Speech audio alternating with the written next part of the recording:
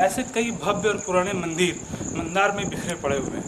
बहुत तो मुसलमान शासकों ने आके इसे तोड़ा है और कुछ अवशेष बचे हुए हैं। उसी धरोहर को बचाने का एक प्रयास है ताकि मैं लोगों के सामने इस धरोहर को ला सकूं और सरकार की नींद को तोड़ सकूं।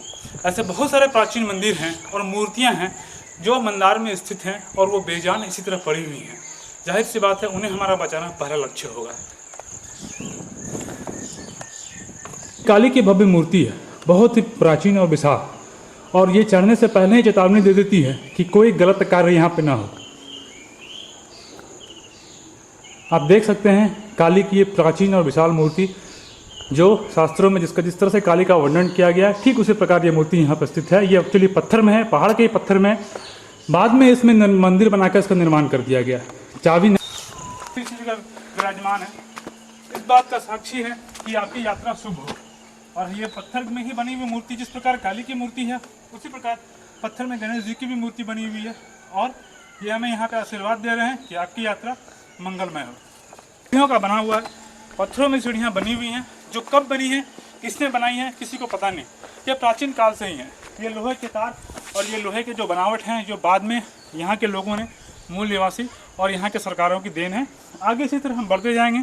बहुत सारे मंदिर, बहुत सारे पत्थर पे मूर्तियों का निर्माण ऊपर में किया गया है। साथ साथ हम इतिहास को भी खंगालेंगे और अपने वेद पुराणों से भी जोड़ने की कोशिश करेंगे।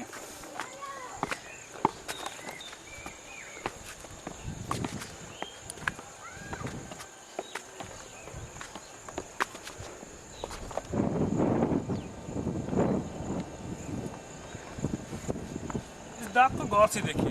कहा जाता है कि जब समुद्र मंथन हुआ था और मंदार को शेष नाग से लपेटा गया था, ये शेष नाग की ही लपट का दाग मंदार के ऊपर में उकेर गया है। उसे दाग को हम पूरे मंदार पे आप देख सकते हैं। चारों ओर इस मंदार पे ये दाग आपको मौजूद मिलेगा। वैसा ही एक दाग यहाँ पर भी है, जो चारों तरफ मंदार पे आपको मिलेगा। मम सामने से लो।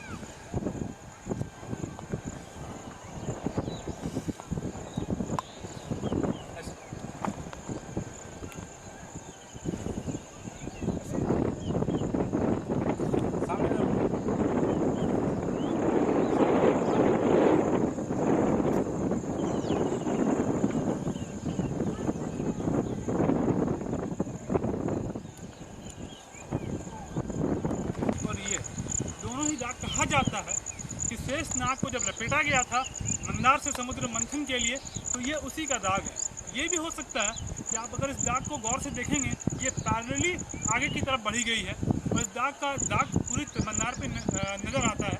ये भी हो सकता है कि कोई राजा, उस वक्त की राजा यहाँ पे कोई किला बनाने की कोशिश कर रहा हो और उसी सिलसिले में ये दाग दी गई हो। अर्थात यहाँ पे एक सभ्यता मौजूद थी जो चाहता था यहाँ पे एक किला का निर्माण करना।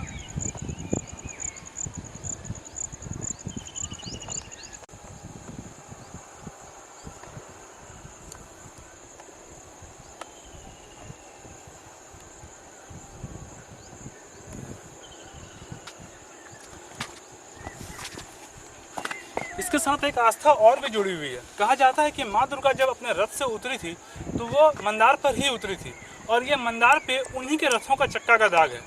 एक तरफ एक चक्का, दूसरी तरफ दूसरे चक्के का दाग है। अब तो ये शायद इतिहास ही जानता होगा, ये हमारे ऊपर वाले ही जानते होंगे आखिर ये दाग किसका है। या किसी मानव द्वारा बनाया गया दाग है, या फिर शायद देवों के ही स्थान रही ये नगरी, देवों के ही रथों का दाग बना पड़ा यहाँ पर रखा हुआ है। एक तिहाई दूरी पर खड़े हैं और एक तिहाई दूरी पर कभी यहाँ पे भव्य मंदिर रहा होगा। यह माँ सरस्वती की मूर्ति है, जो यूं ही इसी तरह सूर्य के उजाले में, बरसात में, जाड़े के ठंड में पड़ी रहती है। इस प्रयास से मैं बताना चाहूँगा उन लोगों को कि कृपया अपने धरोहर को बचाएं ताकि ये बर्बाद होने से बच जाए। अभी हम मंदार की एक तिहाई ही स्थिति पे पहुँचे हैं और ये मंदार में कभी भव्य मंदिर रहा होगा जिसे किसी ने तोड़ दिया, या फिर ये खुद अपने ही प्राकृतिक आपदाओं से टूट गया है।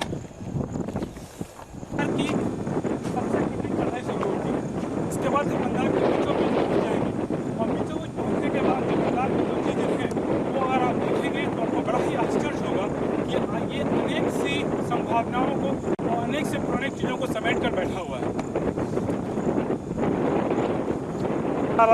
चीर नदी जो मंदार से मैं समझता हूँ कि 4 या 5 किलोमीटर की दूरी पर बह रहा होगा।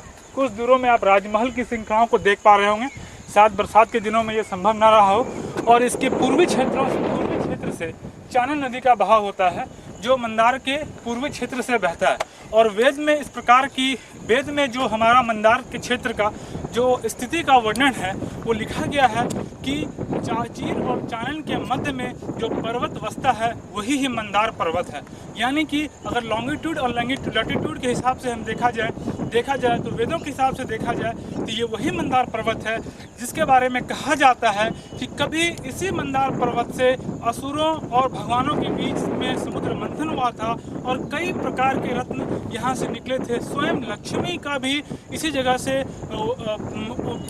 से उत्पन्न हुई थी। विश्व भी यहीं से उत्पन्न हुआ था, जिसे स्वयं महादेव ने पिया था और उनका गला जो है नीला हो गया था और तब से महादेव का नाम नीलकंठ रखा गया था।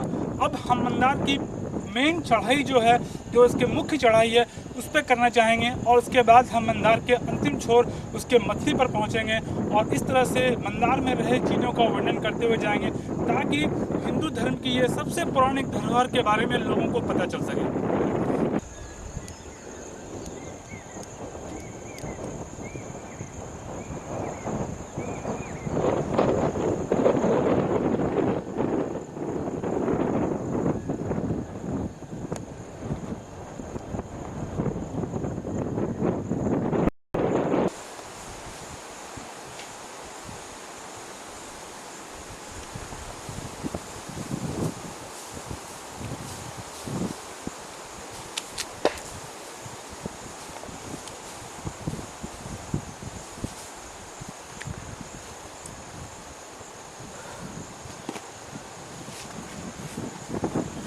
अभी हम मंदार के ठीक बीचों बीच खड़े हैं, एकदम बीच में। मंदार के बीच में स्थित है ये बड़ा खूबसूरत सा कुंड। इसे कहा जाता है सीता कुंड। इस पर सालों भर पानी रहती है, बरसात हो, जाड़ा हो, चाहे गर्मी हो, आप कभी भी आएँ आप में इससे पानी मिलेगा। कहा जाता है कि जब अयोध्या से राम और सीता वनवास की तरफ चले थे तो रास्ते में ये सीता कुंड में माँ सीता स्नान की थी, इस वजह से इसका नाम सीता कुंड रह गया। और इसी के ऊपर बड़े आश्चर्यजनक चीज़ें सब हैं जिसके बारे में मैं धीरे धीरे आपको बताता जाऊंगा। फिलहाल अब इस विहंगम दृश्य का लुत्फ उठाएं जो मंदार के ठीक बीचों बीच है। यहाँ आकर बड़े आराम से सैलानी रह सकते हैं और बड़े आराम से यहाँ पर उसका आनंद उठा सकते हैं। विश्व की सबसे बड़ी शंख यानी कौंच के ऊपर में भगवान शिव का शंख जो जिसका साइज करीब इतना चौड़ा और इतना ऊंचा है, जो शंख कुंड में अभी भी विराजमान है। कुछ दिन पहले उस शंख कुंड के पानी को सुखाया गया था उस शंख की पूजा करने के लिए। उसके फोटोग्राफ्स मेरे पास पड़े हुए हैं, वो मैं आपको उपलब्ध कराऊंगा।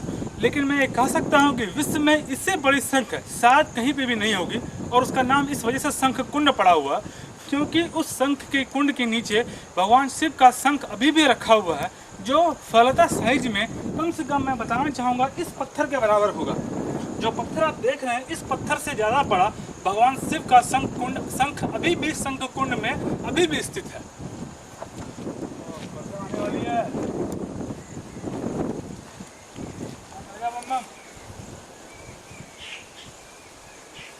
क्या क्या आ जाएगा रुका बैठते हैं भीग जाएगा 5 मिनट का बरसात हुई।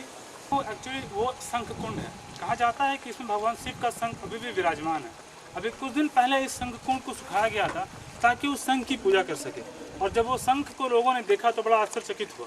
उस शंख की साइज काफ़ी बड़ी है। मैं कह सकता हूँ उस शंख की जो बनावट है वो इतनी बड़ी और इतनी मोटी है जो अभी भी इस पानी के नीचे विराजमान है। अगर ये पानी सुखाया जाए तो आज भी आप उस शंख की पूजा कर सकते हैं, उस शंख को देख सकते हैं। और सबसे बड़ी बात है ये शंख कुंड कभी भी नहीं सूखता, इसमें पानी कभी भी नहीं सूखती, चाहे वो इस क्षेत्र में अकाल भी क्यों ना पड़ जाए, इसमें पानी हमेशा बना रहता है। और वो पानी का स्रोत क्या है, इसके अंदर क्या है, अभी तक नहीं जान सका क्योंकि अभी हम जहाँ पर खड़े हैं वो पहाड़ के बीचों बीच खड़े हैं और कम से कम धरती से हम समझते हैं कि 300 फीट की ऊंचाई पर होंगे। और ये शंख कुंड पर्वत के ठीक बीचों बीच स्थित है और इसके पानी का स्रोत कहाँ से है, कैसे है, किसी को इसकी जानकारी नहीं है। अभी इसके बाद जब नरसिंह गुफा की तरफ जाएंगे तो भगवान प्रहलाद को बचाने के लिए विष्णु ने नरसिंह का अवतार लिया था और हिरण्यकश्यप का वध किया था। वो नरसिंह गुफा पूरे हिंदुस्तान में सिर्फ एक ही जगह मौजूद है, वो है मंदार में। और नरसिंह का जो गुफा है वो काफ़ी अंदर में है और उसकी बड़ी खूबसूरत और भव्य मूर्ति बनी हुई है, जिसमें नरसिंह प्रहलाद को अपने पैरों पर रखकर चीर रहे हैं। अब हम उसी की तरफ